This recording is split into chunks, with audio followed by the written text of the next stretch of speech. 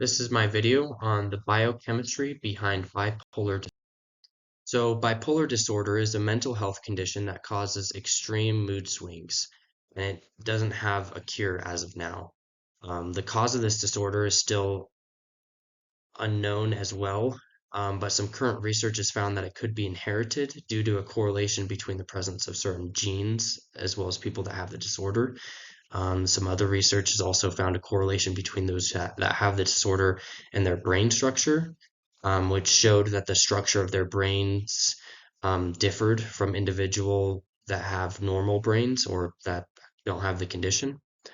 The mood swings that are that are a part of bipolar disorder include major depression or manic episodes.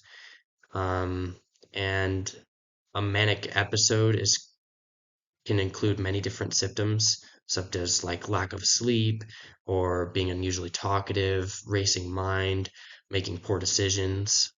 For example, I have multiple friends and family members that have this disorder, and their manic episodes can range from believing that they're being hunted down to be killed to thinking that they're invincible and performing dangerous stunts. So the biochemistry behind bipolar disorder is still being discovered. However, I have found a couple biochemical pathways that could be affecting patients with bipolar disorder. The first is in neurotransmitter dysregulation. This specifically includes like dopamine, serotonin, and norepinephrine. This dysfunctional regulation could be caused by like genetic factors as well as environmental triggers, and ultimately it just leads to these hormones being dysregulated and these patients' minds not having proper homeostasis. The second mechanism that I found was inflammation. This specifically was in the cytokines, which are small proteins that help to regulate inflammation. Um, these cytokines were found to contribute to the mood swings found in bipolar disorder.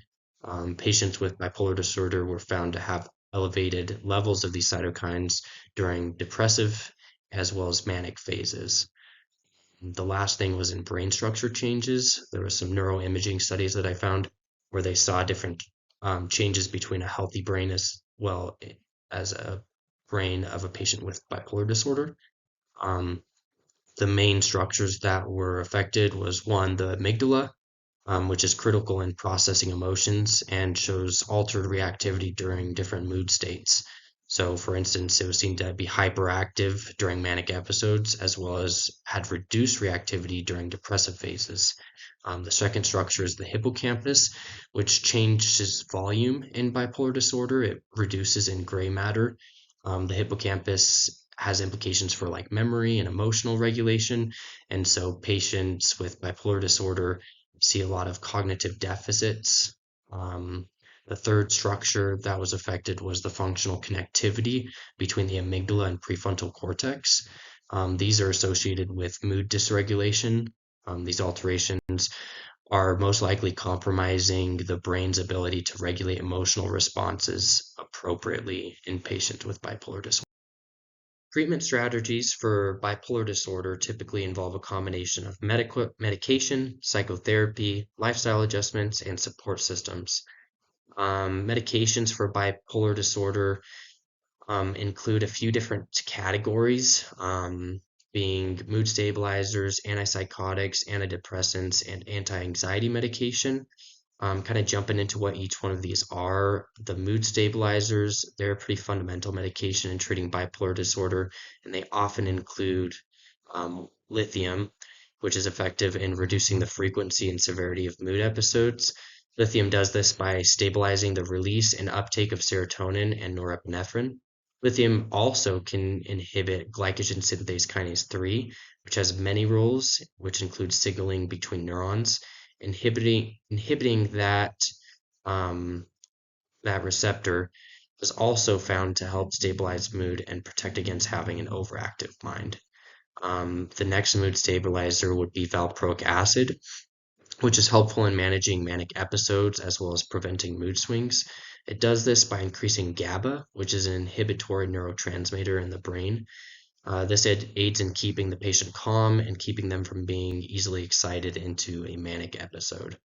The next category would be antipsychotics.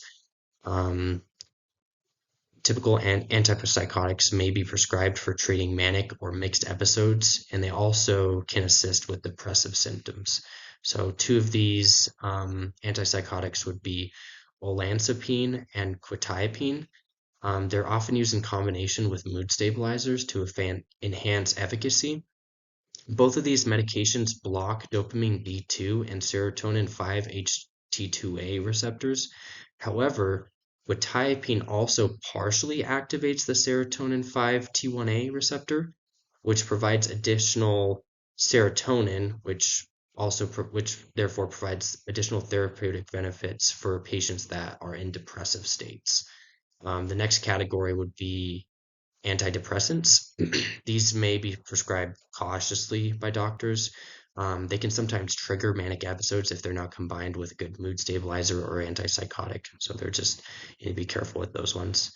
Then there's anti-anxiety medications. These are usually only used short term to manage anxiety symptoms. They're generally not a good long-term solution due to dependency risks.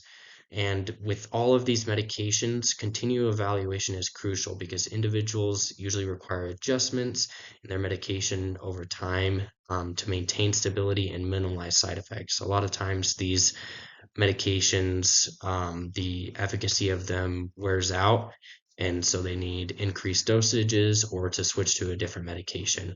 And so, oftentimes, with patients that have bipolar disorder, they have to stay pretty closely tied to their doctor in order to stay stable.